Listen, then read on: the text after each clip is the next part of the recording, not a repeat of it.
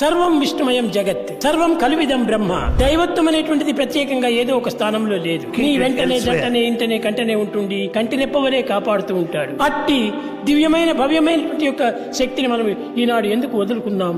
మానవుని యందు ఉండవలసినటువంటి యొక్క నిజమైనటువంటి యొక్క విలువలు ఈనాడు కోల్పోయినాం. ఆ విలువలను కోల్పోవడం చేతనే మనము పూర్తి బలహీనమైపోయినాం. ఎగ్జామినేషన్ లోపల అనేక రకమైనటువంటి మార్కులు మేము పొందవచ్చును. కానీ ఈ మార్కుల కంటే కూడాను మనం పొందినా పొందకపోయినా కూడా రిమార్కులు మాత్రం తేకూడదు. దేశంలో ఎందరో విద్యార్థులు లోకంలో అనేక పాటలు పడుతున్నారు. ఈ చదువుల నిమిత్తమై దేశంలో కూడా తిరుగుతున్నారు. నిజమైనటువంటి యొక్క విలువల నిమిత్తమై తన హృదయాంతరంలోకి చేరినప్పుడు అంతే చాలు.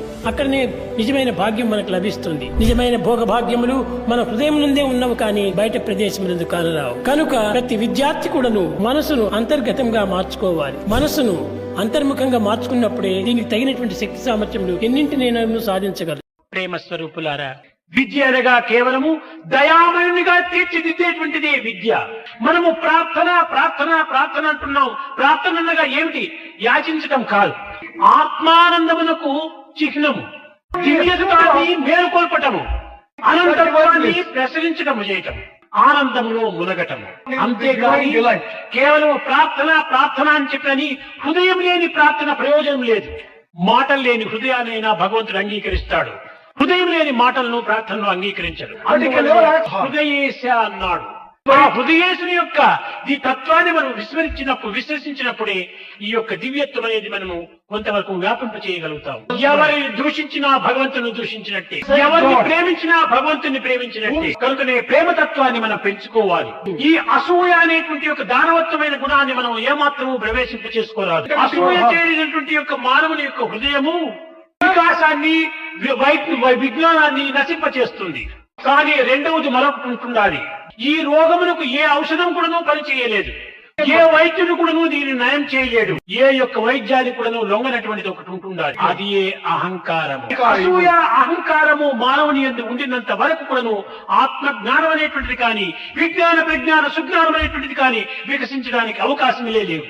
ఈ రెండు భూతములు చేరటం చేతనే మానవత్వాన్ని వాడు విశ్వసించలేకపోతున్నాడు, మానవత్వాన్ని గుర్తించుకోలేకపోతున్నాడు. కనుక మన దేహం అనేటువంటిది ఒక దేవాలయమే. దేహో దేవాలయతో జీవో దేవ సనాతన.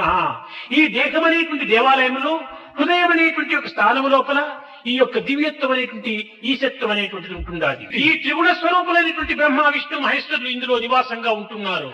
కేవలము బ్రహ్మ ఒక చోటు, వైకుంఠము విష్ణు ఒక చోట వైకుంఠంలో ఉన్నాడు, స్వర్గంలో ఉన్నాడు, కైలాసంలో ఉంటున్నాడు ఈశ్వరుడు. ఈ విధంగా భ్రామించుకోవటం కేవలం అజ్ఞానం యొక్క లక్షణాలు.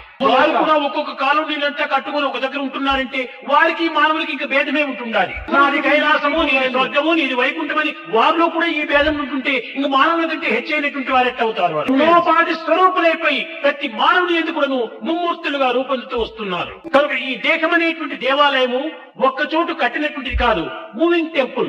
ఎక్కడికి వెళ్ళినా అక్కడికంతా కూడా ఉంటుండాలి ఈ టెంపుల్. కనుకనే భగవంతుడు మన వెంటనే జంటనే ఇంటనే కంటనే ఉంటున్నారనేటువంటి సత్యాన్ని మనం గుర్తించి వర్తించడానికి ప్రయత్నించాలి. మనమే దైవ స్వరూపము.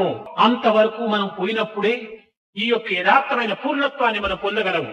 ఆ పూర్ణత్వాన్ని కూడా మనం గుర్తించగలము.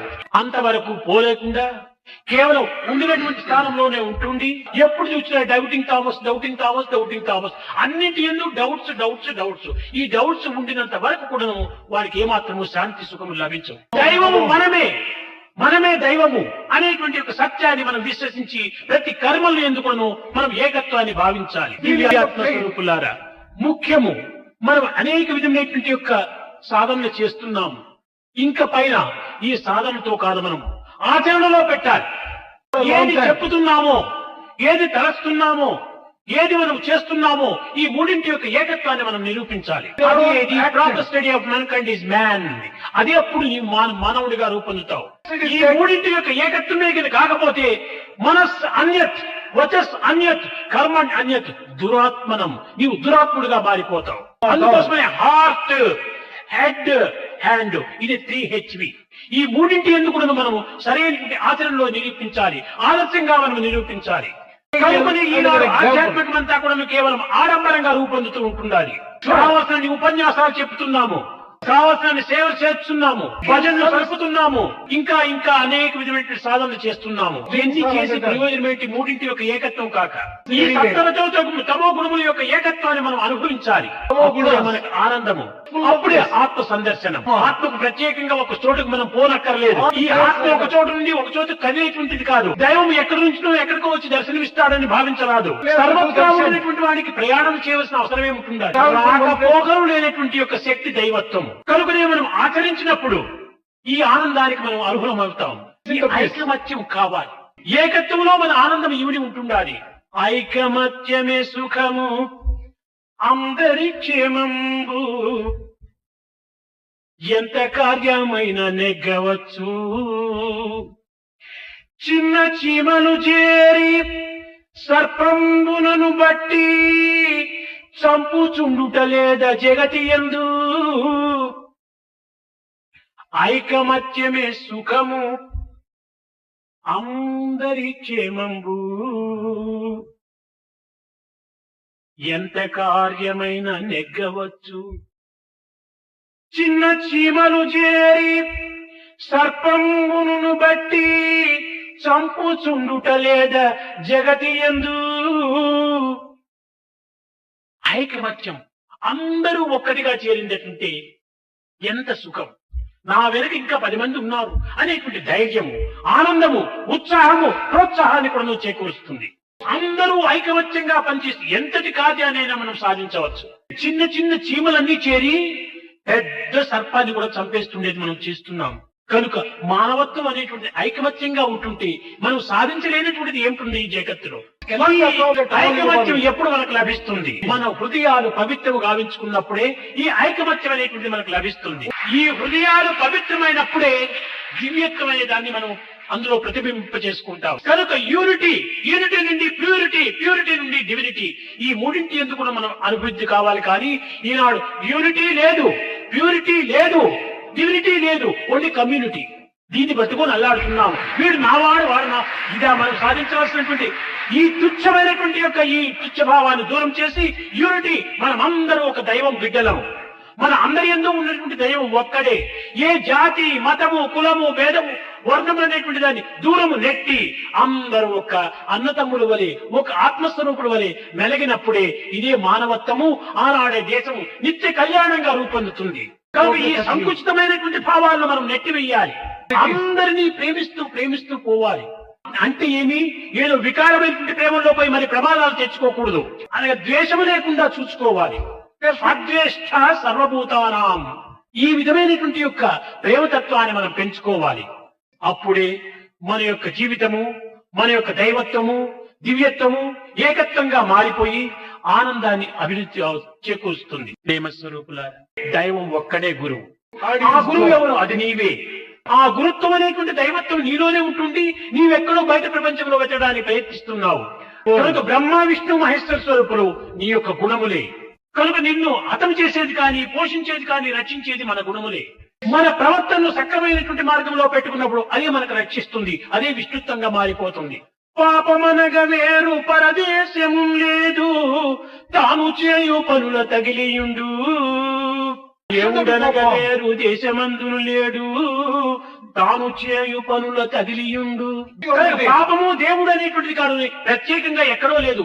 మనం చేసేటువంటి పనులు ఏంది, మన సంకల్పములు ఏంది, అవి ఆయా స్వరూపాన్ని ధరిస్తూ వస్తున్నాయి. అలాంటి తత్వాన్ని మనం గొప్పగా విశ్వసించాలి. నా మంచికి, నా చెడ్డకి నా ప్రవర్తనే కారణము. నా అధపతనములకు కానీ, నా అభివృద్ధికి కానీ నా గుణములే కారణము. కనుక మన గుణములను సక్రమైన మార్గంలో ప్రవేశపెట్టుకోవాలి అనేటువంటి ఒక సమాధానం నీకు నీవే చెప్పుకోవాలి. కనుక మన కష్టాలు దూరం చేసుకోవటానికి కానీ, సుఖాన్ని సమీపించుకోవటానికి కానీ మన ప్రవర్తన సక్రమైనదిగా ఉంటుండాలి.